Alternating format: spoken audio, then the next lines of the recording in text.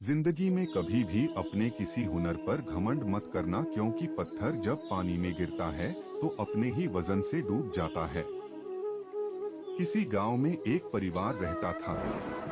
उस परिवार के जो मुखिया थे, उन्हें यह अभिमान था कि मेरे बिना मेरे परिवार का गुजरा नहीं हो सकता है, क्योंकि घर में वो अकेला ही इंसान था जो कमाता था।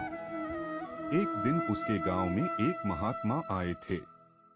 गांव के काफी लोग उस महात्मा की बातें सुनने के लिए जा रहे थे।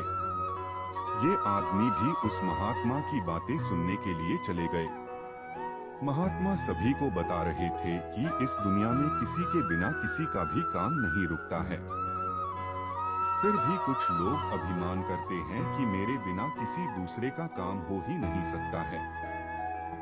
भगवान सभी को उनके भाग्य के अनुसार देते ही है। महात्मा की बात खत्म होने के बाद गांव के सभी लोग चले जाते हैं, लेकिन ये आदमी महात्मा के पास जाकर बोला कि मैं अपने घर पर कमाने वाला अकेला ही हूँ। मैं जो कमाता हूँ उसी में से मेरे पूरे घर का गुजारा होता है।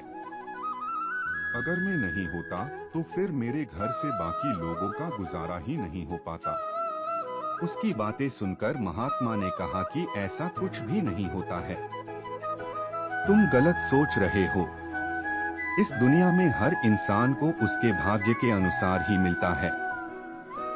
ये सुनकर वो आदमी ने महात्मा से कहा कि मैं ऐसा नहीं मानता हूँ। महात्मा ने उसको कहा कि तुम एक काम करो, कुछ दिनों के लिए किसी को भी बताए बिना गायब हो जाओ, और फिर कुछ समय के बाद तुम खुद देख लेना कि तुम्हारे बिना तुम्हारे परिवार का काम रुकता है कि नहीं।